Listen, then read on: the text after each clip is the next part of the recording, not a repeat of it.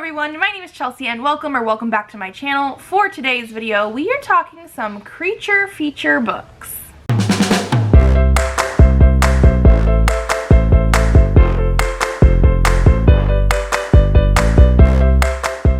So today I have a whole list of recommendations of books that have creatures in them. I didn't entirely know if I wanted to go like purely scary for the Halloween season, because this video is actually going up on Halloween. But one thing that I've been doing recently, or I always read books to my kids, but they've been really gravitating towards creature books. So I actually have some recommendations of picture books and all the age ranges up through adult. So we're going to go through picture books and middle grade and young adult and adult of books that have some sort of creature in them. Not all of these are actually going to be scary because I just decided to pivot into that sort of creature direction more than scary, because with my kids, one is 4, we're not really reading scary books. We're mostly reading books that happen to have ghosts or monsters in them, and they seem to be cute. So I'm just purely going creature. I have 15 recommendations here for you today. Like I said, I will be grouping them based on age range just because I started off with picture books, and that's what we're going to start off with today as well. The first one I have here is Monster ABC. This is by Kyle Sullivan and Derek Sullivan. This is a book that is published by Hazy Dell Press, and actually this publisher is sort of like an indie publisher. I actually think they are indie, not necessarily like self-published, but like a very small publishing company, and they basically do lots of monster books. So like we have Monster ABC. I absolutely love this one. This is one of the first ones that I got from them. It actually came like in a 5-book box set, and it had this one, and then it had like a Sasquatch book and a Banshee book and a Chupacabra book, and I just have absolutely been loving them. I've bought more books from this publisher since I got this first one back when Presley was like 1.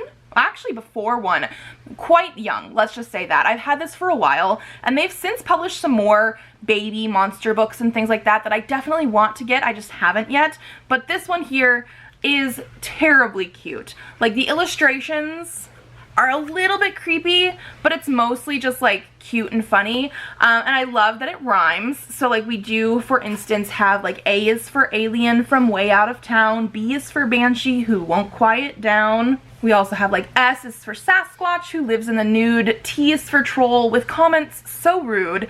It's just a terribly adorable, cutesy little book. We've definitely been reading it more this holiday season, and I just absolutely love it. Another one that we have absolutely been loving and reading over and over and over again is Gustavo the Ghost by Flavia Z. Drago. This one is about a shy ghost who really just wants to make friends, and I absolutely love the message in here. The art style is adorable, especially when he ends up like showing us what he tries to do to make friends, because like he's disguising himself as a balloon and has a lamp or a surfboard or a ball. Like, it's just so cute with him trying to fit in, and I really love the message of this one. One thing also, this was the Barnes & Noble exclusive edition. I don't know if that means the naked hardback was only exclusive to Barnes & Noble or not, like where it's this, like Gustavo's being the book, but I just also love that touch.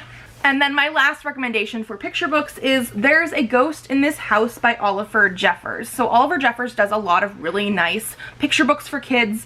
This one I really love because, again, of like the ghosts in it, but the style of this book. So it's very similar to what you see here with how the dust jacket is a little bit see-through, and then you actually have like a picture underneath. They do that throughout the book. We have a girl who is living in this house, I love the end papers too, who thinks it's haunted, and she's like asking you to come into her house and like see, do you see the ghosts that are here? And it's one of these things where you have like the paper, and when you flip it over, there will be a ghost added on. So here, perhaps you could help me. And then when you flip it over, the ghost shows up behind the couch. Like, I just absolutely love that piece of it. So like these little, like, I guess like vellum papers in here just make it so much fun and interactive. And so yeah, ghosts, and I just absolutely love this one. Moving into our middle grade section, the first one I have here is Amari and the Night Brothers by B.B. Alston. So this one is one that I read last year or the year before. The second book has already come out in this series, and there's going to be more. I'm very excited for more in the series. But this is a book that is like the Men in Black meets fantasy world more than like Aliens, because it is a fantasy world that is like hidden from our normal one. And one of the big creatures that are in here is like almost everybody that's in this sort of world, like our main character ends up being like a magician, you know, witch adjacent, but we do also have other species of creatures and things like that in here, so it's just a whole lot of like extra creature stuff that way, and it really does play into the like mystery fantasy aspect, which I absolutely love. So this is a middle grade, really fun, fast-paced, a little bit of a mystery sort of thing with lots of fantasy and creature elements. So yeah. Another middle grade one that I have here is one that I read this year, and it's going to be Dragon Pearl by Yoon Ha Lee. So this is actually a mix between sci-fi and fantasy, and the reason I am picking this is because it actually really plays into Korean mythology. So our main character is a nine-tailed fox. She doesn't have 9 tails, but she is a 9-tailed fox. They also talk about like dragon people and like goblin people. Like there's different people in this that, even though it is set in space, it's taking from that Korean mythology aspect. And so a lot of the main characters that we see here and follow, and like side characters even that become friends with her, they're not just humans. So we definitely have creatures in this one, even though it is playing more into that sci-fi aspect. And then our last middle grade I have here is one of my favorite series. It's going to be the Cassidy Blake series. So this first one is City of Ghosts by Victoria Schwab, or V.E. Schwab. The first couple books in this series do say Victoria Schwab at the top, but she has since started calling herself V.E. Schwab, even on the middle grade books. She used to have it so that like adult books and YA middle grade had different names so you could tell the difference, but they're all V.E. Schwab now. And this one, if you could not tell, is going to be dealing with ghosts. Our main character is Cassidy Blake, and her parents are like paranormal inspectors, and they're filming a TV show in different haunted cities around the world. This first one takes place in Edinburgh, and you really do get some spooky, ghosty thing throughout the story. We do actually also have her best friend as a ghost. So like, while this is going to be leaning a little bit more into the more paranormal haunted aspect, and so even though it is a middle grade, it is going to be more scary than some of the other ones on this list that I'm recommending, her best friend is also a ghost. So not all of the ghosts are necessarily bad or in that, you know, horror way, but this does lean into those vibes a little bit more, and I absolutely love it. One thing I will say though is because of when these books were written, there are a lot of Harry Potter references in here, so just be aware of that, but otherwise I really do love the plots in this series. Now we're going to move into some young adult. The first one I have here is To Kill a Kingdom by Alexandra Christo. So no ghosts in this one. This is going to be a Little Mermaid retelling. So we actually have sirens in this. They go by sirens instead of like mermaids. And it is going to be about a princess siren who's trying to like prove that she can like take over and be that next heir to the throne by having to kill human princes and like get their hearts. So it is a little bit more dark in that aspect, but I figured sirens, especially ones that are a little bit more murderous, would definitely fit into the creature feature aspect of what we're doing here. This also, like I said, is a Little Mermaid retelling, but it's not like cut and dry just retelling, and so I really enjoyed this one. I also think this cover is just gorgeous, and so yeah, I had to mention it. Going back a little bit into the ghosty area, we have How to Hang a Witch by Adriana Mather. So this is written by a descendant of the Mather family from the actual Salem witch trials, and this is actually dealing with a girl in the story who is descended from that as well. So we do actually have some witchy elements and some history from that time period and that place in the United States, but there is also a ghost here as well. So we actually have a couple different like creature elements in here that I absolutely loved. I really love this series. The second book in this series actually deals with the Titanic, so again having some more ghosty aspects, but also historical aspects. I don't think this author has any plans to continue the series necessarily, because they have moved on to even some adult books, not just YA, but I really love this series, and I would love to see more because of the fact that we do have like the ghost element, and this one the witch element, and the more historical pieces coming in, but in a fictionalized setting. I just really love these ones. Our last YA selection that we have here is Generation Dead by Daniel Waters. This is an older series. We actually have, I think, 3 main books in the series, but I think there was a 4th one that came out more recently with different covers, because these ones originally came out like when I was, I want to say, either high school or college age, and I absolutely love them.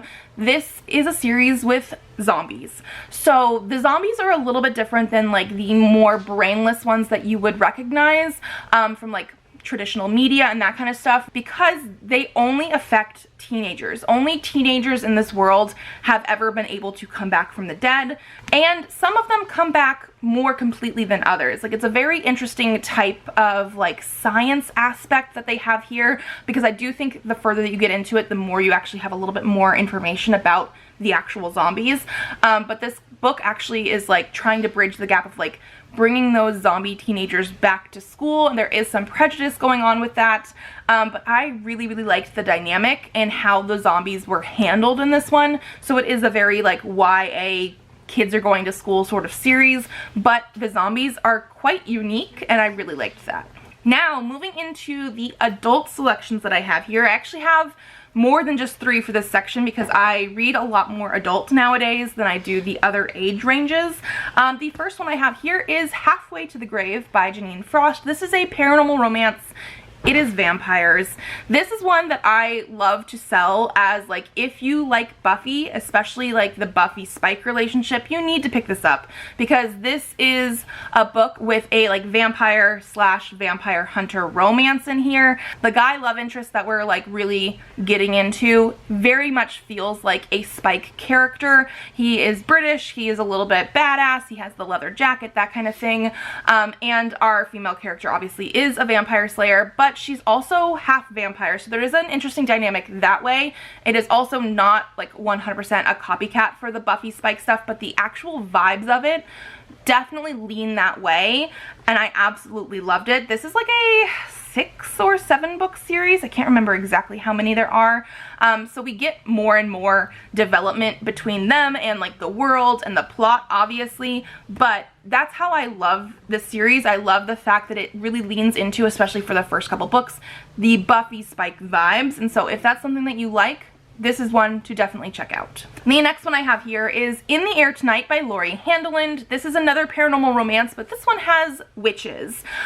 This is a series that is 3 books, so a trilogy, and every single book is going to be following a different sister. The thing is, they don't know their sisters because they were sort of adopted out when they were very young because of a witch hunter. So they are going to be having different powers, and I think, because I've only read the first book, but I really enjoyed it, I think they're going to eventually figure out that they have sisters and like come together eventually in this story, but every single book is mostly following a different sister, and they are going to have a romance in it, and they all have different powers. So like this first one here actually gets to see the dead, and so I guess we do have a ghosty element here as well. But these are really fun, very quick to read, and I really liked this one. So yeah, if you're looking for more of like a witchy paranormal romance, definitely check this one out. The next one I have here is Wolfsong by TJ Klune. So this is going to be an LGBTQ male-male romance with werewolves. So this is very much a found family sort of story. I really liked the characterization and how this one plays out. This was one that was originally indie published by this author and then has been picked up by Tor, I believe, for all these like really pretty editions in the US and the UK. This one does start off, I will say, a little bit young, as in the characters are much younger. There is nothing underage going on, but you get to see this sort of like progression of that like friends aspect first, and then they pull in the romance as you go. This does have some very heart-wrenching parts as well. I just absolutely love the writing style and the way that TJ Klune makes the characters feel so real. And so this is mostly a werewolf story, a paranormal romance that way. We do have a character who is also sort of like a witch, a magician. I don't know how some of these books classify that. Somebody that can sort of do magic. But overall, found family, romance, werewolf stuff, I absolutely loved it. Then the next adult one I have here is Dusk or Dark or Dawn or Day by Shauna McGuire. Shauna McGuire is like super well known for the Wayward Children series. This is not part of that, even though it is also a novella, and I feel like this is one that doesn't get talked about because I don't think people know about it as much. We're going back to ghosts. This is a book about a character who died, and we end up coming into this story like as she's a ghost. And the ghosts in this world work very differently to a lot of the other stories that you see with ghosts in it. They sort of just continue living their lives, but as a ghost. And then she's living, I think, in New York City. Yeah, in New York. And she realizes that some of the other ghosts that are around here that she's worked with and that she knows are starting to disappear, and so there is a mystery aspect going on with that as well. But I really like how the ghosts are created and handled in here because it is just so unique, and it is a novella, so it was a very, very quick read. But I feel like Shauna McGuire is very good, especially because a lot of people love the Wayward Children series, which I do as well, very good at making novella length stories feel whole. Like sometimes I come into novella length things or short story length things and they just feel like something is missing. It didn't have enough page room for the story. This doesn't do that. It is so well done, so complete. I loved it. I would love more in this world, in this like area with these ghosts. I don't think we're gonna get it, but I love this one. Then I also have The Deep by Rivers Solomon. This was a 5-star read for me this year. I absolutely loved it. And while we're not 100% mermaids or sirens, because they are the Wajanru is what it's called in here, I am leaning into that area for creatures, because this is all about like how these people were descended from the people that were killed and thrown off of like slave ships and that kind of thing. So this is a very, very deep one, The Deep, but I really loved the writing style and the way that they explain everything and how these Wajanru came to be, and it's just a very, very beautiful story. And so while I don't want to say that it's necessarily like they're 100% like creatures, they do lean into that mermaid siren area, and that's why I wanted to put it on this list. And then finally, the last one I have here is actually a comic. It is going to be Silver by Stefan Frank. This author is actually, and I'm probably going to be dating myself a little bit with this, he was like the main storyboard artist and everything, like the director for The Iron Giant, which was a movie from my childhood. If you are an elder millennial, you probably know exactly what I'm talking about. But this one has to deal with vampires. It is all in black and white. I really love that sort of like noir style because it is sort of set in that like period of like the 1920s or 30s, I think it is. But we have vampires, and it's called Silver because they're dealing with like the 20 pieces of silver that I think Judas got for selling out Jesus or something, and it goes from there with this whole story about trying to infiltrate like a vampire stronghold. I really enjoyed this. I think there's a spin-off with like this character potentially that I have not read yet, but like I would be so interested in seeing more in this world, more with these characters, because I really enjoyed it. But yeah, just like I love the stark black and white style, and this author has done some really good work. I think they also said he was also a story artist on Despicable Me, which is super interesting. This is indie published. It's published by Dark Planet, which is a very, like, again, small indie press, and more people need to read this because I absolutely loved it. Okay, and so that is going to be it. 15 recommendations for creature feature books.